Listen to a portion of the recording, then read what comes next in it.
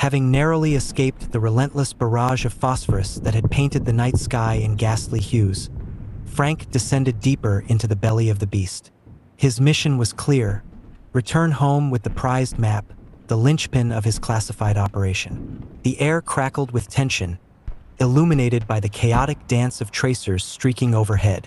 These luminous streaks, like fiery veins etched across the heavens, cast fleeting glimpses of the scarred landscape below. Shattered trees stood as haunting reminders of the war's indiscriminate fury, reduced to charred stumps that clawed desperately at the ashen sky. Flares drifted lazily down from above, their descent akin to celestial tears shed over the ravaged earth. Each flare illuminated the horrors that lay hidden in the shadows, fallen soldiers frozen in silent repose, their faces etched with the final moments of anguish and despair. Some lay sprawled across the trench floors, their uniforms tattered and mud-stained, while others clung to makeshift barricades in futile defiance. Frank moved through the labyrinthine network of trenches with the predatory grace of a shark navigating turbulent waters. His senses were heightened, attuned to every rustle of leaves and distant footfall that betrayed the enemy's relentless pursuit. Despite the breathtaking spectacle unfolding around him, he knew that danger lurked in every shadow, unseen but palpable in the air. The wound in his side throbbed with each step, a grim reminder of the price paid for survival. Yet Frank pressed on, driven by a singular purpose and the unyielding determination to see his mission through. He had endured battles before, each scar a testament to his resilience and unwavering resolve. But this night, amidst the symphony of destruction and death, tested even his formidable mettle. Running along the trench line, Frank's boots splashed through puddles of stagnant water mingled with blood, a grim cocktail that mirrored the grim reality of war. The bodies of fallen comrades and enemies alike littered his path, their lifeless forms a macabre mosaic of the conflict's toll. Some lay face down in the mud, their uniforms sodden and muddied, while others stared skyward with vacant eyes that mirrored the desolation etched into the landscape. Tracers streaked across the sky like celestial fireworks, their brilliant trails illuminating the darkness with an otherworldly glow. Each burst of light revealed the desolation below, a tableau of destruction where humanity's struggle for supremacy had left indelible scars on the earth. Shattered remnants of artillery shells and twisted metal littered the ground, remnants of a battle fought and lost in the relentless march of time. As Frank's footsteps echoed through the trench, he became keenly aware of the ever-present danger that stalked him. The distant rumble of tanks and sporadic crackle of gunfire underscored the fragility of his existence in this war-torn purgatory. Suddenly, the rhythmic thud of approaching footsteps shattered the uneasy silence, a telltale sign of another enemy patrol. Instinct kicked in, and Frank flattened himself against the trench wall, heart pounding in anticipation. He peered cautiously over the edge, his gaze locking onto the hulking silhouette of an armored personnel carrier rumbling into view. The vehicle lumbered through the shattered landscape, its turrets swiveling with lethal precision as soldiers disembarked with practiced efficiency. Frank's breath caught in his throat as he watched them scan the horizon, their faces hidden behind masks of determination and fatigue. In the surreal glow of a passing flare, their uniforms bore the insignia of the enemy, a stark reminder of the dangers that lurked in the shadows. To Frank's relief, the soldiers seemed oblivious to his presence, their attention focused on the distant horizon and the endless expanse of no man's land. It was a fleeting moment of respite, a precious few seconds that afforded him the opportunity to strategize his next move amidst the chaos of war. As he crouched in the shadows, Frank's mind raced with possibilities. Equipment lay flung scattered around the trench. Somewhere within it lay the answer Frank so desperately needed. He weighed the risks of engagement against the chance of slipping away unnoticed, a decision that could tip the scales of fate in his favor.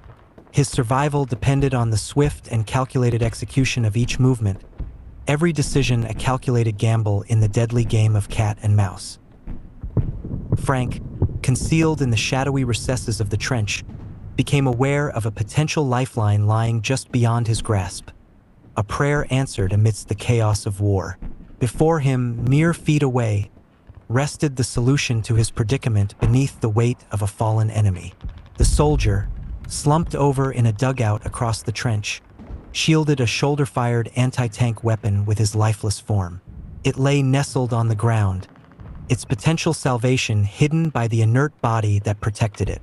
With measured determination, Frank inched his way across the muddy ground, mindful of every shift and creak that threatened to betray his presence. The trench floor, slick with mud and strewn with debris, seemed to conspire against him, but his focus remained unwavering. Carefully, he maneuvered beside the fallen soldier, each movement deliberate and calculated to avoid any undue noise. Gingerly, Frank gripped the soldier's uniform and gently shifted the lifeless body to the side, revealing the formidable weapon beneath. Its cold metal surface gleamed dully in the ambient light, untouched by the horrors that had claimed its previous wielder. The anti-tank launcher, a symbol of destructive power, lay cradled in the soldier's frozen hands, a potent tool that could tip the scales in Frank's favor. Heart pounding in his chest, Frank carefully disentangled the launcher from its lifeless grasp, the weight of it reassuring in his hands. He settled it against his shoulder, instinctively aligning it with precision as he settled back into the dugout's shallow embrace. The cold touch of metal against his cheek served as a stark reminder of the gravity of his situation, a fleeting moment of hope in the midst of unrelenting adversity. Carefully navigating over the uneven ground, Frank crawled over fallen bodies, their cold stares and lifeless forms a grim testament to the savagery of war. His movements were slow and deliberate, his every breath measured to minimize any disturbance. The launcher, heavy in his grip, felt like an extension of his own body, a tool of destruction that held the potential to turn the tide of battle. As he approached the rear of the armored carrier, Frank's heart quickened with anticipation.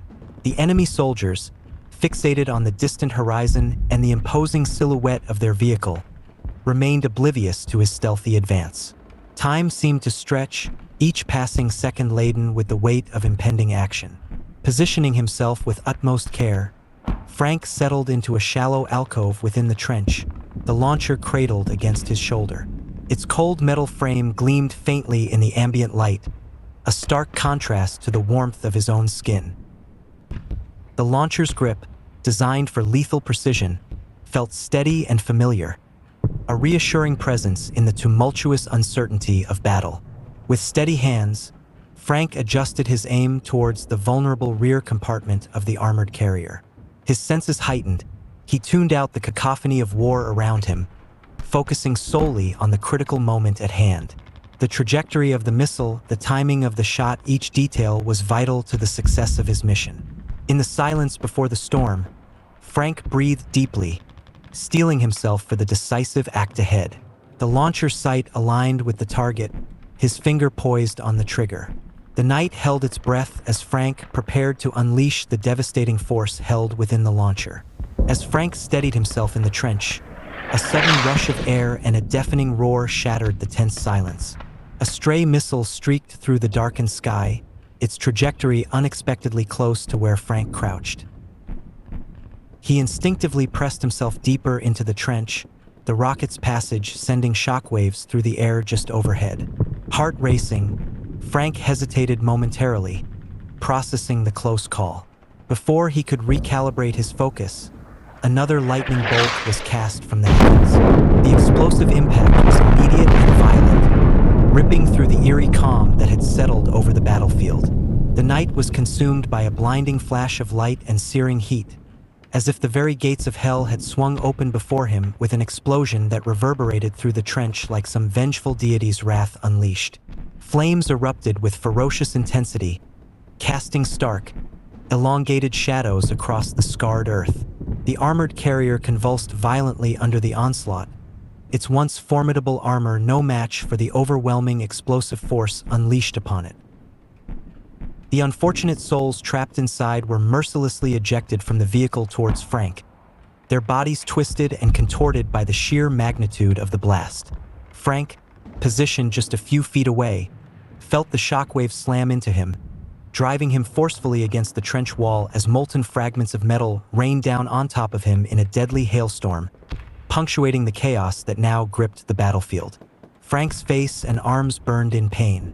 The fragments and extreme heat assaulted him viciously as he felt the scorching sensation of smoldering metal dusted across his face and arms. His armor vest fell off, torn and burnt to mere melted strings, having done its job more times than Frank could count, and this time paying the ultimate price for his survival on the battlefield. Frank, disoriented and in excruciating pain, fell backwards against the wall of the trench in absolute awe of what was transpiring around him. The surviving soldiers that had previously dismounted the vehicle and happened to be clear of the blast faced an unspeakable misfortune as secondary explosions echoed through the trench, a relentless chain reaction that ignited scattered ammunition and fuel reserves with devastating effect. Hearts of men flew into the air as if their spirits were reaching for the heavens before falling back to the earth, where their comrades frantically flail about in a desperate attempt to extinguish the flames of their eternal damnation. Their screams of terror echoed into the distance. The ground trembled beneath Frank's feet, the earth itself seeming to recoil from the unleashed violence. The pain coursed through Frank's body. The burn on Frank's arm sizzled as the smell of his own burning flesh reached his nostrils, momentarily blocking out the stench of the trench, which at this point international observers after the war would call a mass grave. His body weakened from the blunt force of the explosion, became overcome by a freezing chill Frank felt in his bones, and in a moment of excruciating pain Frank lost consciousness against the side of the trench and slumped over onto his side. As the night stretched on, Frank, camouflaged by his own battered appearance, blended into the casualties of war that lined the trench. A faint heartbeat, the only thing separating him from his fallen brothers.